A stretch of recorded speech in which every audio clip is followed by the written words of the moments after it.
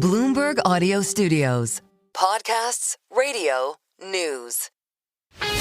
This is Bloomberg Businessweek Daily, reporting from the magazine that helps global leaders stay ahead, with insight on the people, companies, and trends shaping today's complex economy, plus global business, finance, and tech news as it happens. The Bloomberg Businessweek Daily podcast with Carol Massar and Tim Stenovec on Bloomberg Radio. Everybody's familiar with NASA, of course. Axiom Space, perhaps not as much. Axiom is focused on developing private space stations, human space flights, spacesuits, and more. It's kind of rocket science, I guess you could say. Tejpaul Bhatia is the CEO of Axiom Space. He joins us here in the Bloomberg Interactive Brokers studio. Tej, it's great to have you here with us. Welcome, welcome. Thanks for your patience. It's a little bit of a crazy day. And I kind of want to start there because I feel like it would be remiss not to talk to you about the macro, considering just the last 24-hour or so news cycle.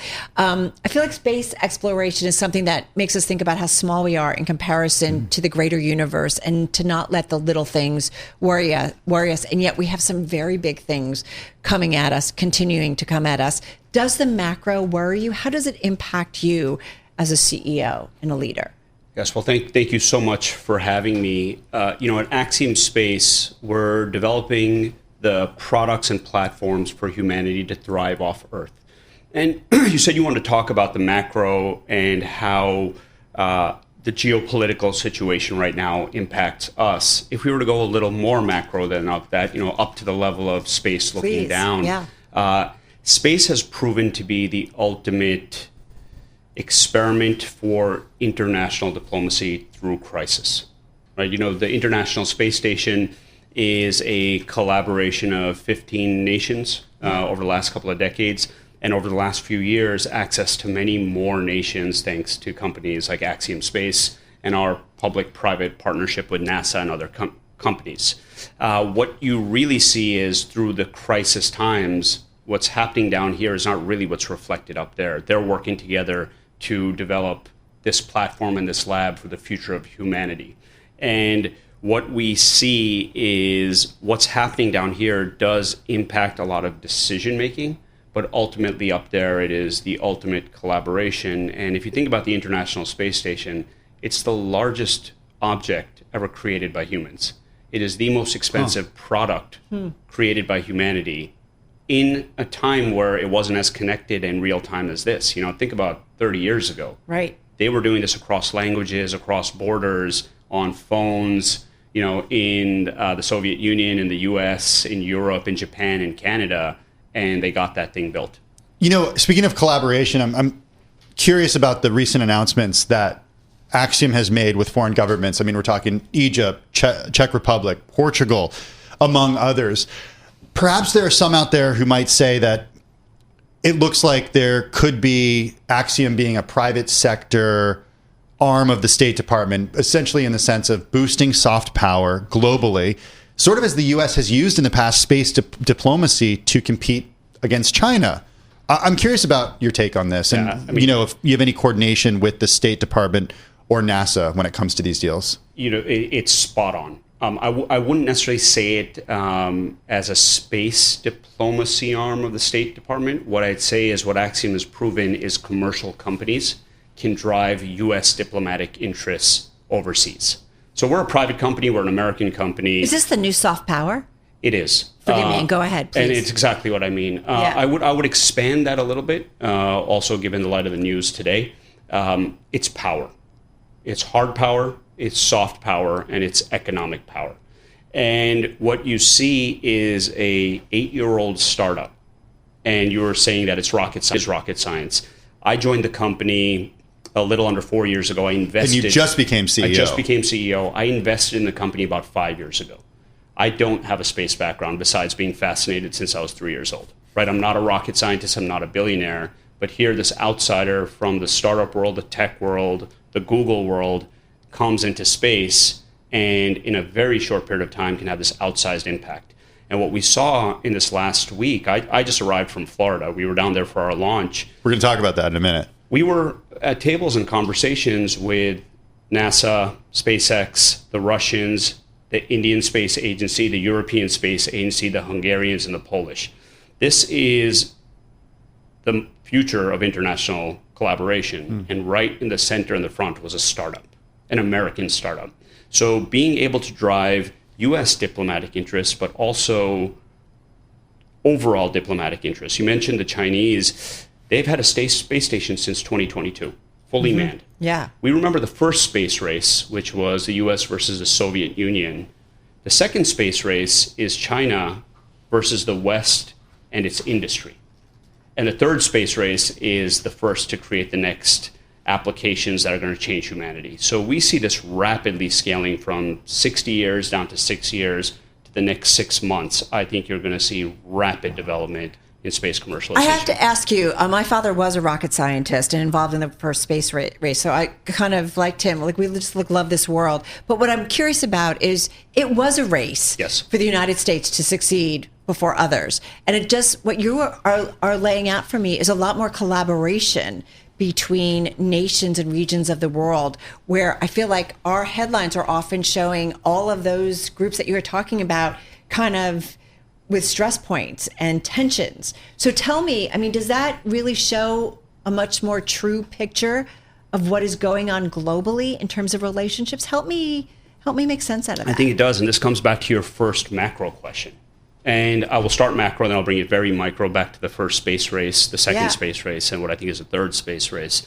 The macro point here is a little more philosophical, but it is actually a collaboration question, is no single country, no single company can get off the planet alone. And if you believe we are destined to be off planet, to be multi-planetary, which I do, we have to do it together.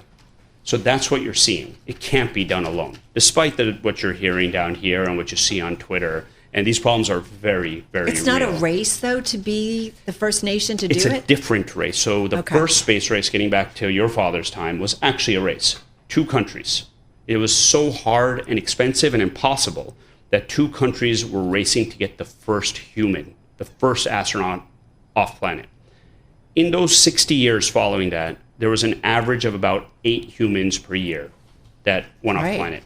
In the last 6 years, that average has jumped to 22 people per year. So in just the last 6 years, we've almost tripled the number of people that go up. 16 of those were with Axiom, which is just in the last 3 years. Can you explain, Taj, exactly where you work within the context of SpaceX? Yes. For example, I think a lot of people are familiar with SpaceX. The launches get so much attention. The Dragon capsule and what it does with the ISS. Just explain where you sit in the ecosystem. Absolutely. So when we pull these missions together, like the AX4 mission, India, Hungary, Poland through the European Space Agency, Axiom is pulling that mission together. So we are going out, getting the customers, creating the crew, procuring the vehicle, SpaceX being the launch provider, getting the permit from the ISS, primarily NASA. You guys are essentially the producer. That's a great way of putting it, actually. I don't think that language would necessarily translate to the space industry. Hollywood and Houston speak very different languages. It's both English, but it's very different languages. Hollywood and but that sounds like what you're describing to me. You make it happen. Yeah, and think about when a producer puts together a package, right? That's also a word that probably wouldn't resonate in the space industry. That packaging has a ton of value. Yes, the physical film or theater or studio or camera groups, but think about the intellectual property. Think about the products that are created and the derivatives that create value. So when we pull together these missions, there is a very large element of mission integration, training, payload integration, but the key is locking in the demand. Those countries are trusting us. And these decisions aren't made at a space agency level. These are done at the prime minister, president level. You're not sending up a human to space with a startup, with an American launch company, without significant consideration and trust. You mentioned you were just back from Florida, where you were for the AX4 mission launch. It was ultimately scrubbed. When are we going to see a new date? And what exactly have you been told about leakage on the ISS? Sure. So the mission was scheduled to launch earlier this week. We had some weather delays, which is normal. For a lot of our guests who have gone down to Florida and wanted to see an anticipated launch, while it's normal for the space business, it's not really normal for someone who flew down to Florida to see it, but it happens. I've been through 4 launches myself with Axiom now, and the delays usually go, sometimes months, then weeks, then day by day based on minor things. So we had a weather delay, totally normal. There was some data that came back from the launch vehicle, which was resolved, also completely normal. Sometimes that happens during a test, a readiness review. Sometimes it happens on the launch pad. Better to happen before than on the launch pad, but these are all measures for safety.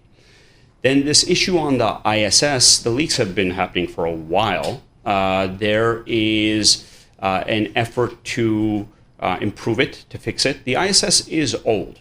It's a thing. You can think of it as a piece of equipment, not really like a building. It has a lifespan, which is it's coming to its end. The whole reason Axiom exists is we won an award. We are the exclusive company, the only company that can connect its modules, commercial private modules, to the ISS. The reason for that is to prevent a gap in human presence in low Earth orbit. So Axiom connects what I'd say is a bridge, but it's actually physically a tunnel, onto the ISS. We make sure we preserve whatever assets and value we have on the ISS. We connect our second module, and then we can separate and be a free-flying commercial platform. So with the ISS itself, that's where we go right now. So in this production, imagine this as the studio or where we're going for. So their risk profile and their safety profile is what we follow. But remember, our risk profile is a little different. When NASA sends up astronauts with SpaceX, they're sending U.S. astronauts. Right. We are sending other countries' astronauts. So we don't take any risks here. Since you rely on SpaceX for launching, what happens if Elon Musk has a fallout with President Trump and the U.S. decides to move away from SpaceX? What happens to you? So what we have right now is what I'd call a supplier-constrained market. And that's okay. There's only one way to go up and down. And what SpaceX has done is phenomenal. And I really hope it doesn't go away, right? It's important. It's important. It's very important. What I see from SpaceX's point of view and their mission, I understand. Not the feud that's going on, not the rhetoric, not what's on Twitter. None of us understand it, to be quite fair. But I can understand the magnitude of what it takes to get off planet. Now, what they've created from a launch standpoint, it is phenomenal. It's elite. It is, really a wonderful thing for humanity, and I'd hate to see it go away. With that said, in a supplier-constrained market, certain dynamics are created. So to be the other power player, if supply is locked in, you want to lock in demand because that gives you leverage. And we've seen this model. You brought up the producer angle. I got my start at ESPN in media, and we can go back to the 70s and 80s of cable and satellite, how content companies, how Bloomberg TV probably got its opportunity, how ESPN, MTV, CNN, MTV, when there was the cable satellite wars, who benefited the content companies and the consumers. So I believe we're in that kind of market dynamic right now. So our hypothesis really is about the customer demand. One last question, just got about 30 seconds. We just talked about the ISS. Elon has called for it to go out of service earlier than scheduled. Just quickly, is that at all possible? Well, yes. I mean, it's already beyond schedule, right? It's been extended by Congress, which is also a good thing. Yeah. But the whole reason Axiom exists is to replace Keep it go.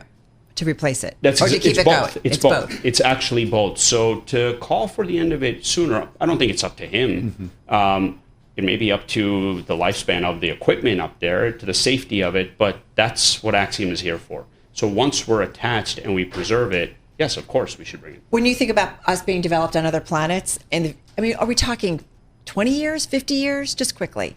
I think it's in our lifetime. I really believe this is the moment. Lied. We have 20 seconds left. You got to tell us about an update on raising capital right now. We reported in March that you're finalizing a new funding round. Could be as much as $100 million at a pre-money valuation of $2 billion. 30 seconds, an update. I can't confirm or deny. The news has been out there. I'll tell you, I'm an investor in Axiom in the Series A, and we will be the first to tell you once we can confirm the information. This is the Bloomberg Businessweek Daily podcast. Available on Apple, Spotify, and anywhere else you get your podcasts. Listen live weekday afternoons from 2 to 5 p.m. Eastern on Bloomberg.com, the iHeartRadio app, TuneIn, and the Bloomberg Business app. You can also watch us live every weekday on YouTube and always on the Bloomberg Terminal.